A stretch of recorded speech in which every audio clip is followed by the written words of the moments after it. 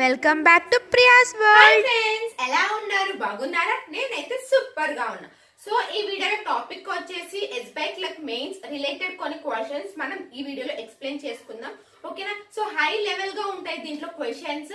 అలా మన క్వశ్చన్స్ వచ్చినప్పుడు ఎలా సాల్వ్ చేయాలి అనేది ఈ వీడియో. ఓకే, ఈ వీడియో చూసే ముందు నా నుంచి ఒక చిన్న రిక్వెస్ట్. ఫస్ట్ టైం కనుక వీడియో చూసినట్లయితే please please please subscribe my channel, like చేయండి, షేర్ చేయండి, కామెంట్ చేయండి. ఓకేనా? సో ఇంకా మనం ఆ క్వశ్చన్స్ సాల్వ్ చేసేద్దామా ఫ్రెండ్స్? సో ఫస్ట్ క్వశ్చన్ చూడండి. Find out the pattern of number of series and answer the question given below. So మనకి series 1, series 2 find difference between x and y. So ఇక్కడ మనకి చూడండి number of series లో మనకి ఇక్కడ series 1, series 2 ఇచ్చారు. So ఇక్కడ x, y వాల్యూస్ ఇచ్చారు ఇక్కడ. సో ఈ x, y వాల్యూ మనం కనుక్కొని ఆ రెండింటికి డిఫరెన్స్ ఎంత వచ్చిన వాల్యూ అనేది ఆన్సర్. ఓకేనా ఫ్రెండ్స్, అర్థమైందా? సో ఇప్పుడు మన నెంబర్ ఆఫ్ సిరీస్ ఎలా చూద్దామా? సో ఇక్కడ మనకి ఎంత 17, 26.5, 45.5, 74, 112x. ఇక్కడ మనకి డెసిమల్స్ లో ఉన్నాయి కాబట్టి సో 170, 265, 455, 740, 1120x. ఓకేనా ఫ్రెండ్స్? సో ఈ రెండింటికి డిఫరెన్స్ చూడండి. సో 170 కి 265 కి డిఫరెన్స్ ఎంత ఉంది మనకి ఇక్కడ? 95.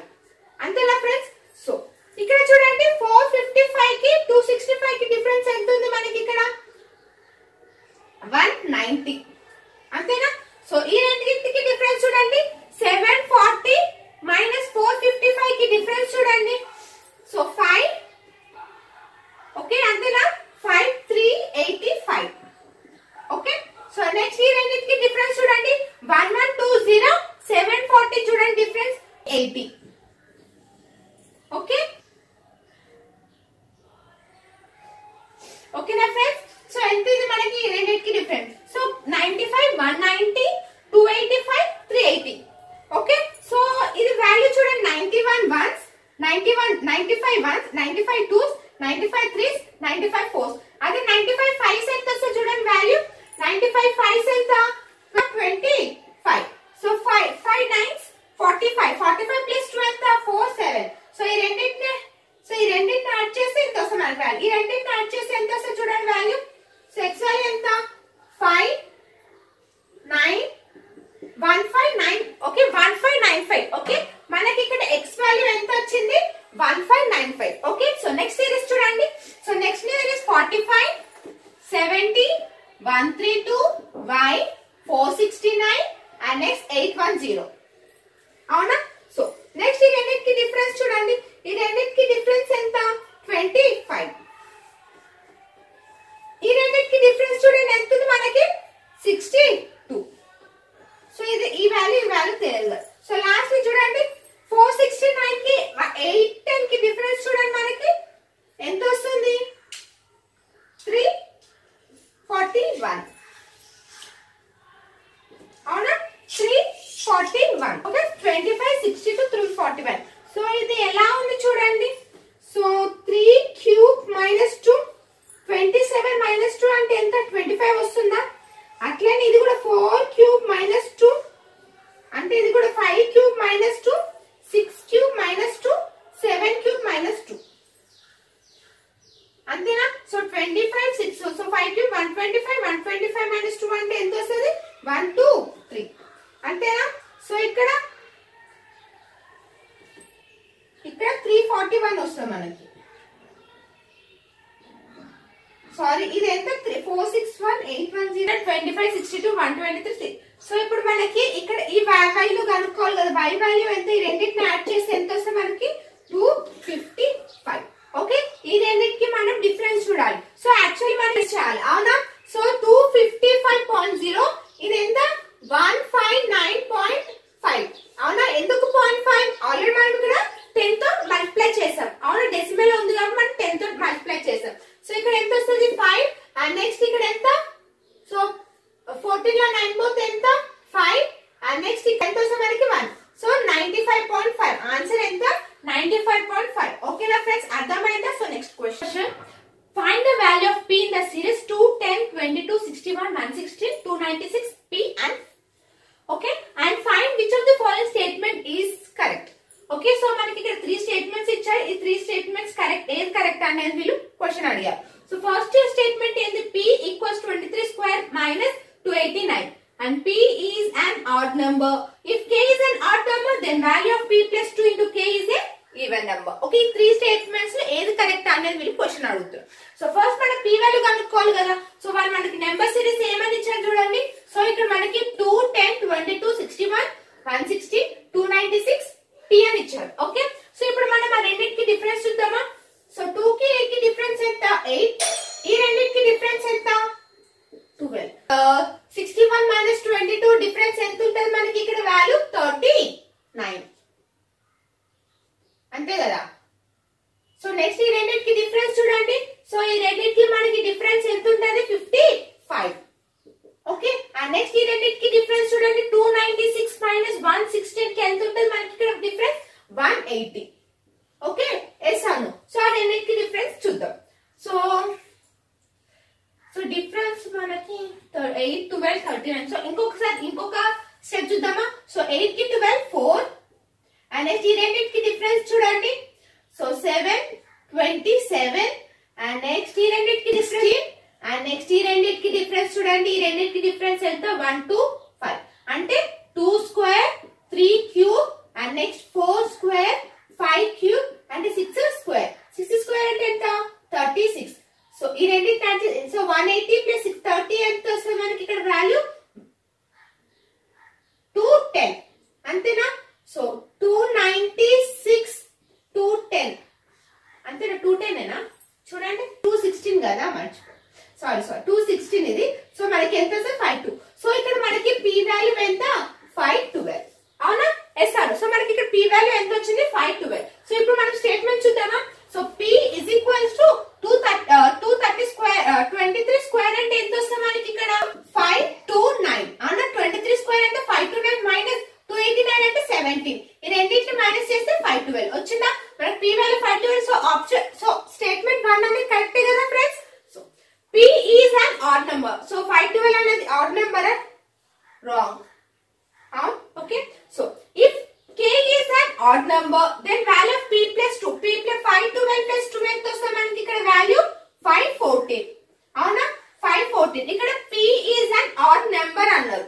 అవునా, ఎస్ అను. అంటే ఈవెన్ ఇంటూ ఆడ్ అంటే ఏమొస్తుంది మనకి ఇక్కడ, ఈవెన్ నెంబర్ వస్తుంది. మళ్ళీ ఈవెన్ ఇంటూ ఆడ్ నెంబర్ మనకి ఇక్కడ k వాల్యూ ఏమని ఇచ్చారు, ఆడ్ నెంబర్ అని ఇచ్చారు.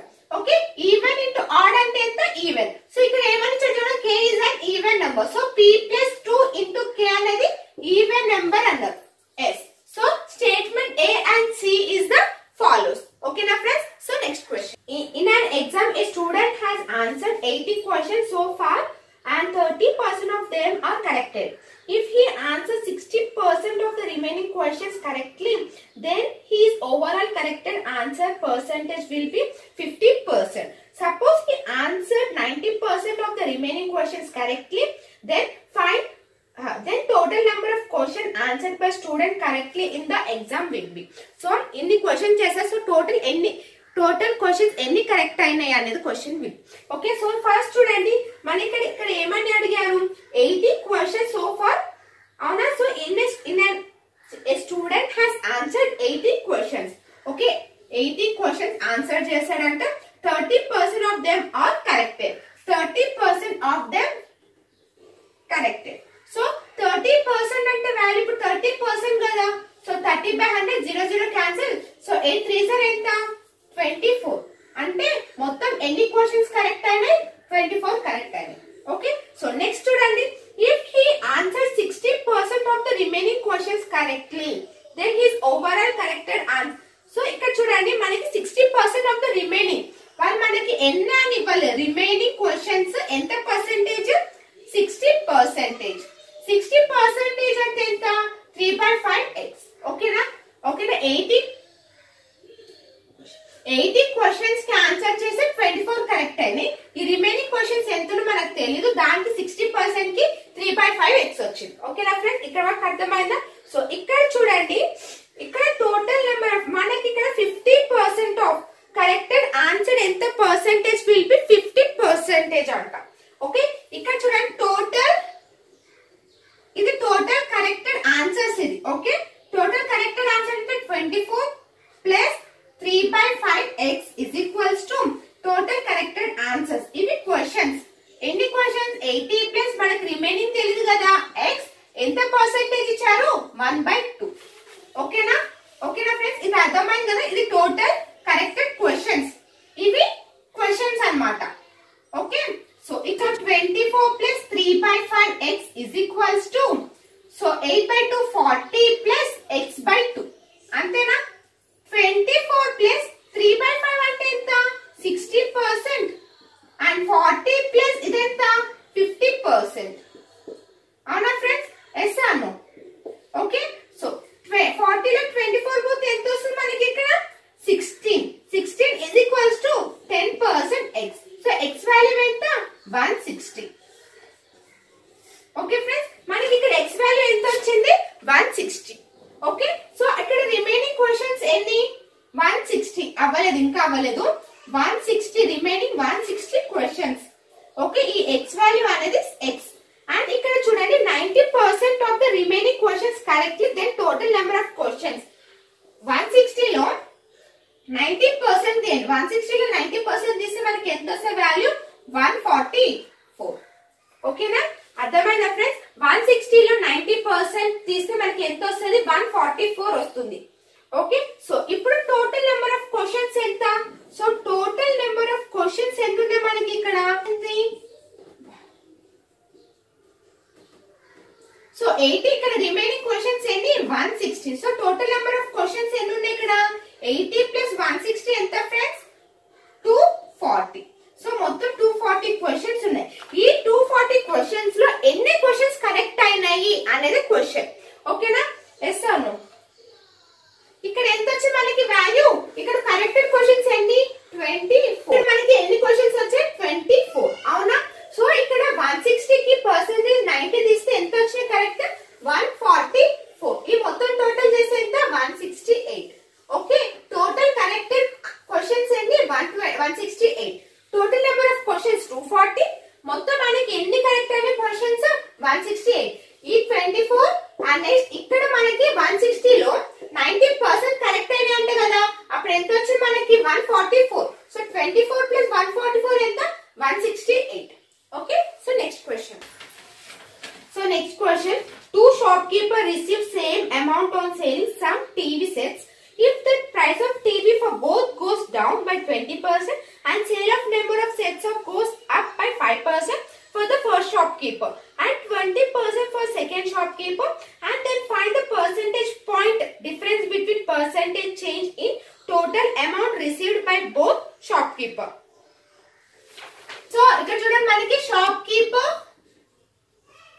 1 and shopkeeper 2. ఓకేనా ఫ్రెండ్స్? సో ఇక్కడ మనల్ని ఏమని అడిగాడు? So TV both the goes down. ఎంత? both the goes down 20%. So -20 -20. And next ఇక్కడ చూడండి, so sets goes up 5% for the first shopkeeper. So plus 5. So ఇది సక్సెసివ్ ఫార్మ్ అన్నమాట. So 20 into 5/100. నెక్స్ట్ షాప్కీపర్ ఏమని ఇచ్చారు ఇక్కడ? 20%. ఓకే, ఫస్ట్ షాప్కీపర్ ఎంత? Second shopkeeper ఎంత? 20%. So plus 20 into 20 divided by 100. ఓకేనా ఫ్రెండ్స్? సో ఇది క్యాన్సిల్ చేయండి. సో ఇది మనం క్యాన్సిల్ చేస్తే ఎంత వస్తుంది చూడండి ఇక్కడ మనకి. సో -15. So 0 0 cancel.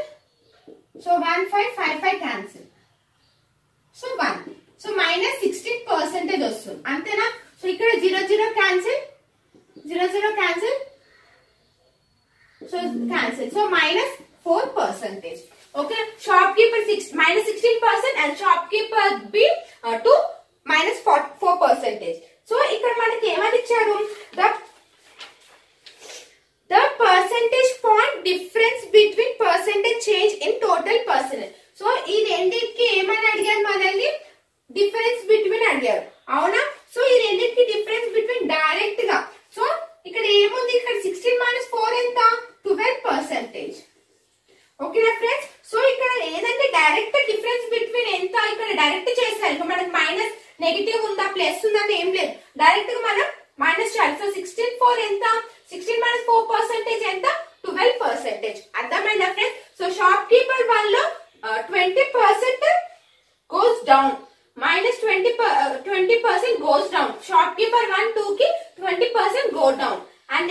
5% ఏమవుతుంది గెయిన్ అంట.